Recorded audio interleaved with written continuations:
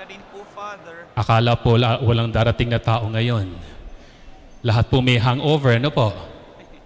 Okay lang po kayo? Opo. Very good. Isa sa C.S. Lewis, isang Christian writer, ang nagsabi ng ganitong kataga, "You are never too old to set another goal. You are never too old to dream a new dream." Sa Tagalog ay, hindi ka pa masyadong matanda upang magtakda ng bagong layunin o mangarap ng bagong pangarap.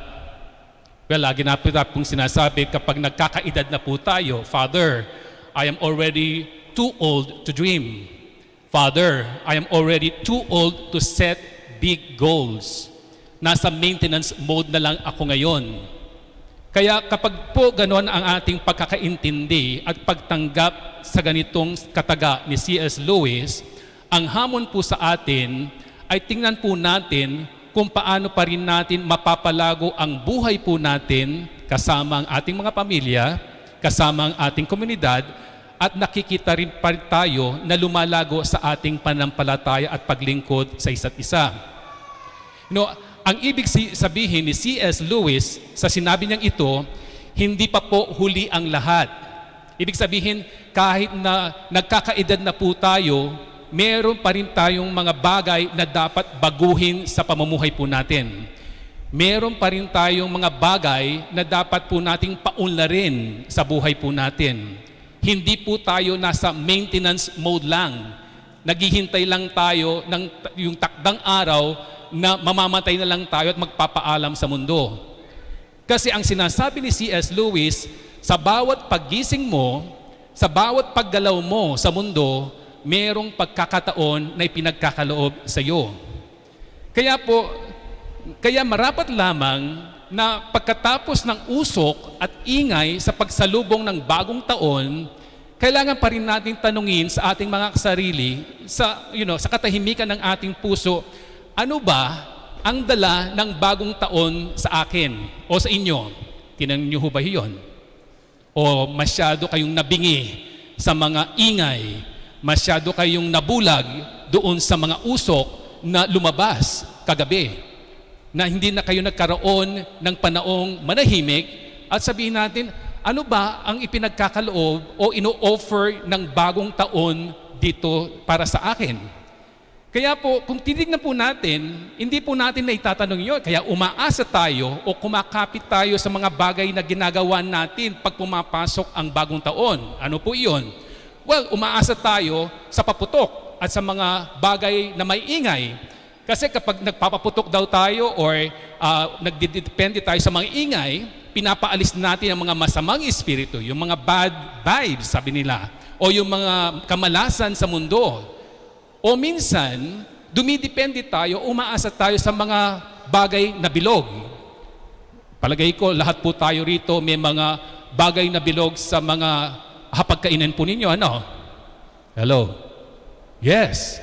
Mga bagay na bilog, simula sa mga kalalakihan, maraming bilog. Yung mga gin doon na naubos kagabi. O minsan, yung mga damit natin, may mga bilog-bilog. Pero kung kagitan po natin, kung dumidepende at umaasa tayo sa mga bagay na bilog, sabihin natin, mas mababa, sabi natin. Kasi ang bilog, sinisimbolize ay barya. Ibig sabihin doon, hindi malalim yung ating pagtanggap sa hamon ng bagong taon. So all of this, my dear brothers and sisters, the things that we did last night are a clear indication that we don't really know what this new year brings us. Hindi natin matanto, hindi natin matanggap, ano ba ang ipinagkakaloob ng bagong taon sa akin ngayon? Hindi natin may tanong sa sarili natin. Pero habang pumapasok tayo sa hindi pa natin nalalamang taon, ngayong araw na ito, hanggat kagabi, binibigyan tayo ng simbahan ng isang napakahalagang kapistahan na pinararangalan si Maria na ina ng Diyos. Siguro tatanungin po natin, bakit si Maria ngayong ang pinaparangalan at ang sentro ng bagong taon? Ang simpleng sagot lang po, mga minamahal kong kapatid, ipinapakita ni Maria sa atin kung paano mabuhay sa bagong taon na ito sa paraang kahit anong mangyari sa atin, itong taon na to ay magiging mapalad, masaya, mabiyayang taon para sa ating lahat. Kuha ba ninyo? Ibig sabihin, mabiyaya, masaya, at punong-puno ng pagmamahal ang taon na ito kahit ano ang mangyari sa atin. Hindi dahil kay Maria, kundi sa kanyang anak na si Jesus, ang Emmanuel, ang Diyos na sumasa atin. Kaya ini-emphasize po ang kaimportansya ng pagkaina ni Maria para si ang inang Maria ang mag-akay sa atin tungo doon sa kanyang bugtong na anak, ang ating Panginoong Jesucristo. Siya ang magsasabi na kayo susunod hindi sa akin. Kayo susunod at magkakaroon ng kalakasan dahil sa aking mga anak.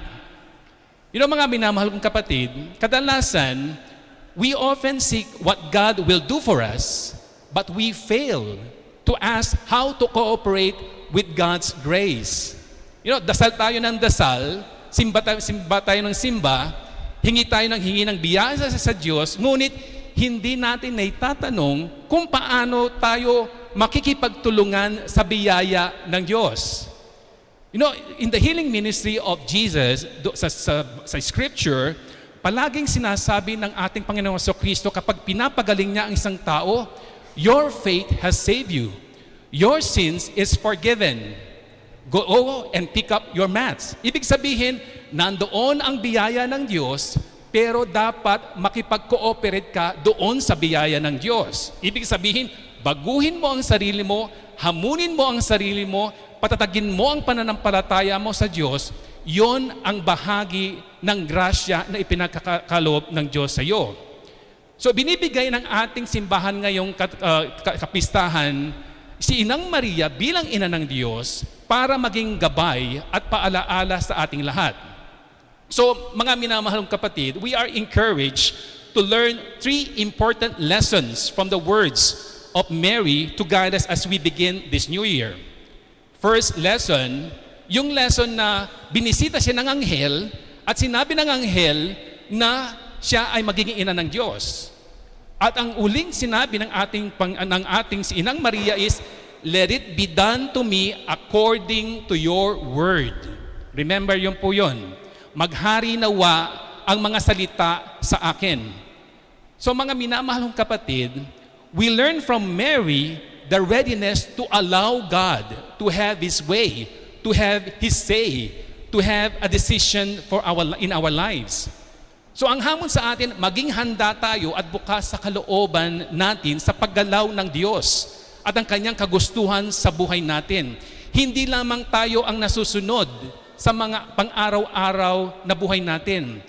Dapat nakikita natin ang kamay ng Diyos at ang paggalaw ng Diyos sa buhay natin kapag masaya tayo at lalong-lalo na kapag punong-puno tayo ng problema sa buhay.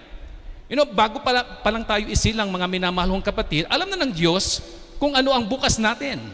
Sabihin ng Diyos sa iyo, may plano ako sa iyo. Huwag mong baguhin ang plano ko sa iyo. Kaya ang sinasabi niya, ang layunin ng Diyos para sa iyo, ikaw matuto kang sumunod sa plano ng Diyos. My dear brothers and sisters, the best thing that can happen in your life is God's will. Ang puso na bukas at handang tanggapin ang kalooban ng Diyos. Yun ang first lesson. The second lesson is, nung sinasabi sa Ebanghelyo ni San Lucas is, Mary treasured all these things in her heart.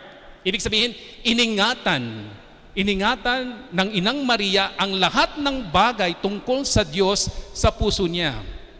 My dear brothers and sisters, as you enter the new year, it is better to be more reflective than to be talkative. Did you get that one? Ibig sabihin, it is better to be silent than to be noisy. Kaya palagi tayong daldal ng daldal, salita ng salita, pinupuno natin ang araw natin ng ingay, ng usok, na hindi natin hinahayaan ng Diyos na magsalita sa atin. Kaya kapag nagdarasal po tayo, Kapag nagsisimba po tayo tuwing linggo, hindi lamang ngayon, hayaan po ninyo ang Diyos naman ang magsalita sa inyo. Hayaan ninyo ang Diyos ang magsabi kung ano ang gusto niya para sa iyo. Hindi ikaw ang magdikta kung ano ang gusto mo para sa sarili mo. So ibig sabihin, my dear brothers and sisters, ang Diyos ay gumagabay sa atin. Dapat bigyan natin siya ng pagkakataong gabayan tayo, bigyan ng reminders, at palakasin tayo sa ating paglilingkod. The third lessons of Mary to all of us is yung sinabi niya noong nagkaroon ng first miracle of ni Jesus sa Cana.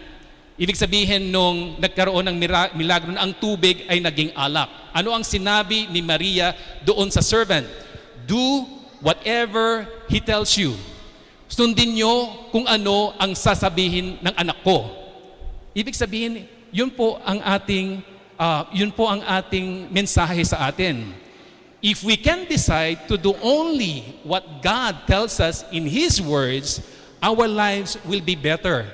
Our lives will be more focused. Hindi ka lang nakikinig. Hindi ka lang magninilay. Hindi ka lang magdarasal. Pagkatapos mong gawin ang lahat ng mga ito, matuto kang gawin ang makakabuti sa iyo, sa ibang tao, at sa relasyon mo sa Diyos. Dito, mga minamahal kong kapatid, masasabi mo sa sarili mo na kahit anong mangyari sa taong ito, kahit zero visibility ang daan mo, maligaya, mapayapa, at masagana pa rin ang taon mo at buhay mo dahil kasama mo si Kristo sa buhay mo. Uulitin ko ang sinabi ni C.S. Lewis, "You are never too old to set another goal. You are never too old to dream a new dream. Let the dream of God for you happens starting today." Amen.